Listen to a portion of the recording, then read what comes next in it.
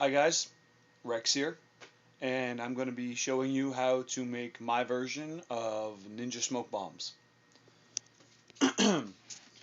The first things that you're going to want to need is some Spectracide stump remover and regular old sugar. And what you want to do with those is you want to cook them in a standard house pan. You can get this at the dollar store or somewhere.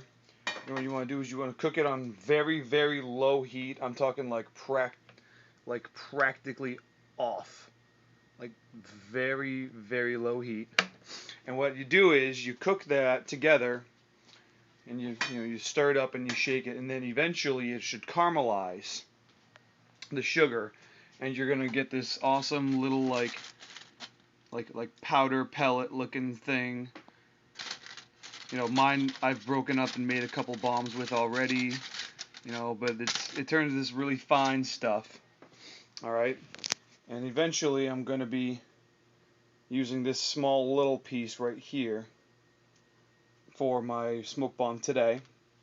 The second thing that you're going to need, excuse me, the second thing that you're going to need is a pack of party pops. You can get these at any fireworks store. They're probably like 50 cents. If you go to the TNT shops here in New England, they're buy one, get one free. So you can get a bunch of those for a couple bucks. The next thing that you're going to need is you can go to your local hobby store, and this is a model rocket engine.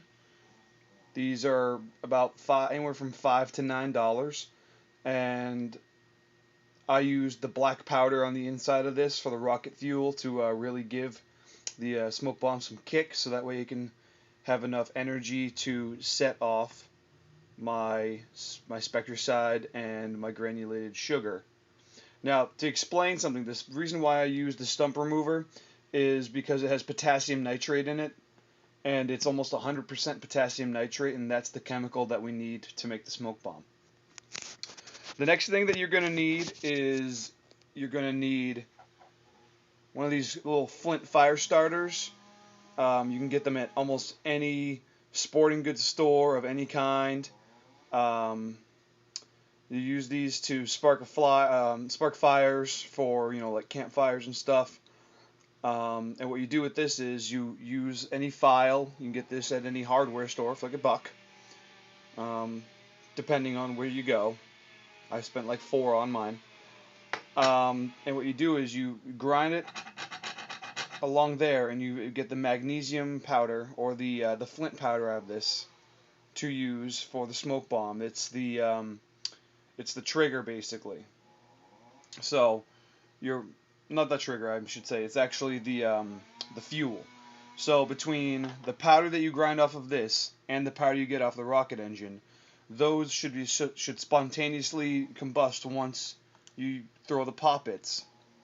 Okay, so the poppets set off the powder from these two, which thus set this on fire, which causes the smoke.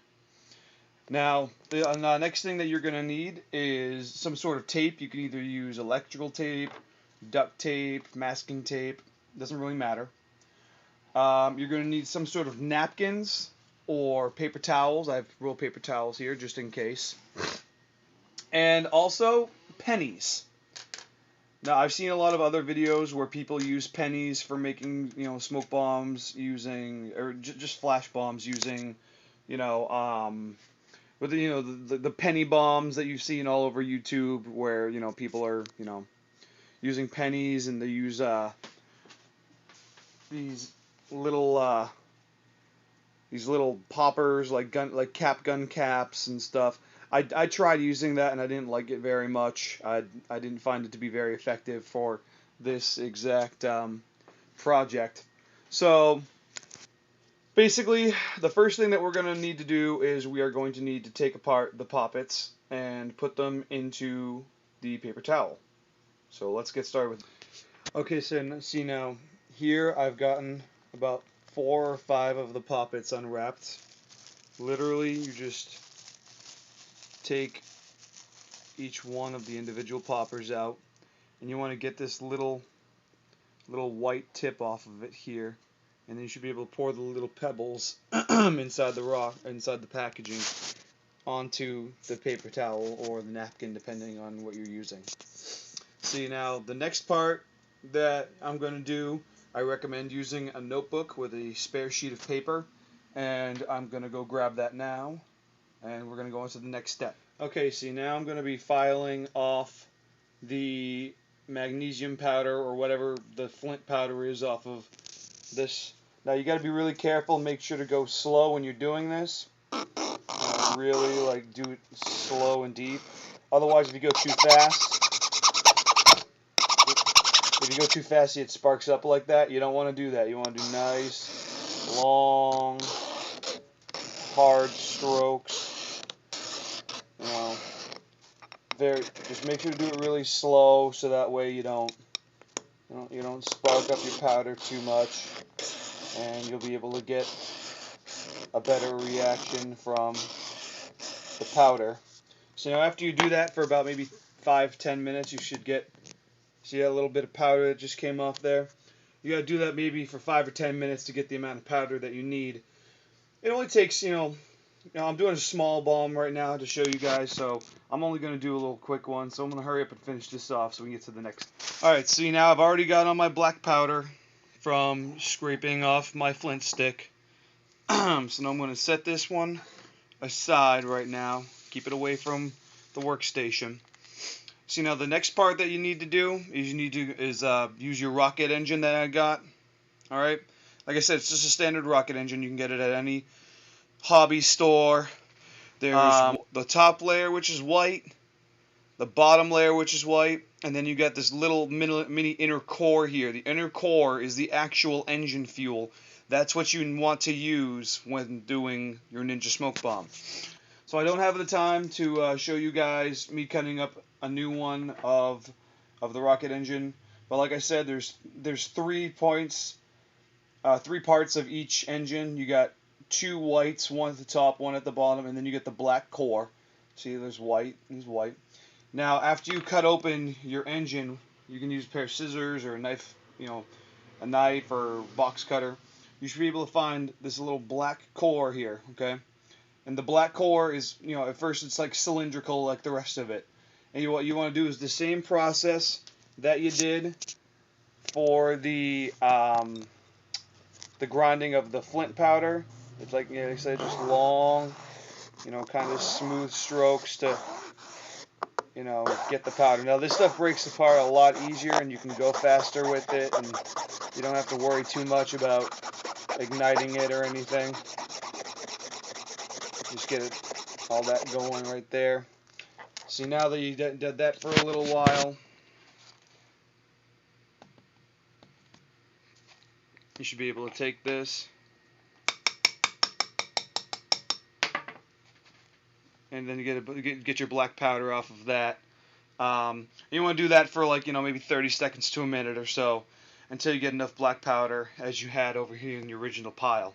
So I'm going to work on that for a second. Alright, now this is the rocket engine powder, and now we have 2 piles, one for the rocket engine powder and one from the flint powder. And what I generally do with this is I'll mix it in some sort of bowl or cup that I'm not using at the moment. See here, I have a nice white dry cup.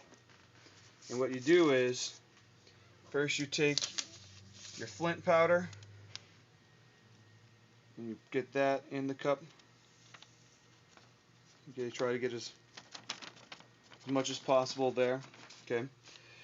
And next you do the rocket engine powder. We're going to get that in there, right there. Get all that in there. Okay. See, now that we have that, we have this little mixture. We give a little bit of a stir. Get it all nice and mixed up. Alright. And now comes the easy parts. Okay.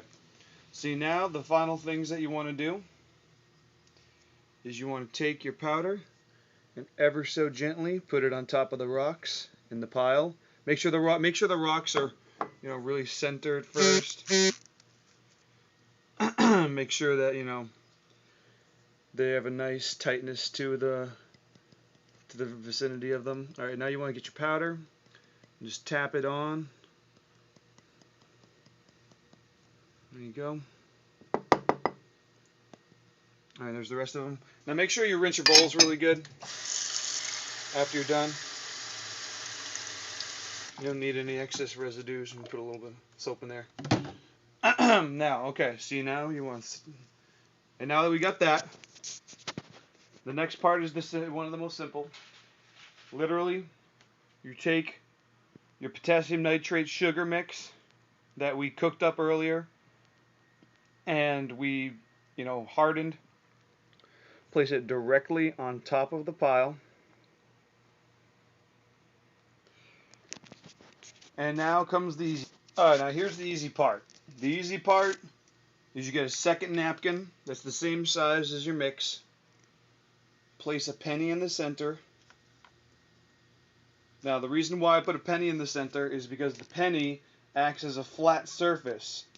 Now sometimes I've noticed in other videos they don't have a flat surface in their videos, and I figured that using a penny, kind of like the penny bomb videos, gives a guaranteed hard surface in between.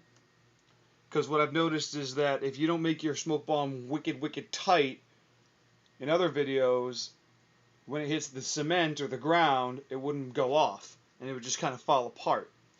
Having a flat penny as a secondary layer should guarantee an ignition every time. So now you line your penny up ever so perfectly with your mix, just like so. Make sure that's dead center. And now we just got to give it a wrap. Now we just got to wrap it up. So what you want to do is pull it from all four corners, and you want to pull them up like that. And then you want to take the other two corners, pull them up like that, and I'll show you the end result, okay? Alright, now I've used electrical tape with mine. You can see how it's nice and flat right there. And it's because the pennies was used. Now when you're tightening this, make sure you want to tighten it around the edge right here. You don't want to tighten it from the bottom because otherwise the bomb will go off in your hand. You want to make sure to give it nice little tight squeezes.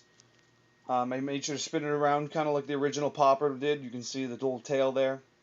And let's go outside and see how this works. Okay. So this is Trish. Why are you so close? I feel like I'm gonna blow Don't you worry up. about it. No, just toss it that way. Okay. That way? That way. Okay, so this is Trish, and this is the smoke She's gonna bomb that toss I it. made her. So just throw it. It smells like Back to the Future. Just do it. Woo!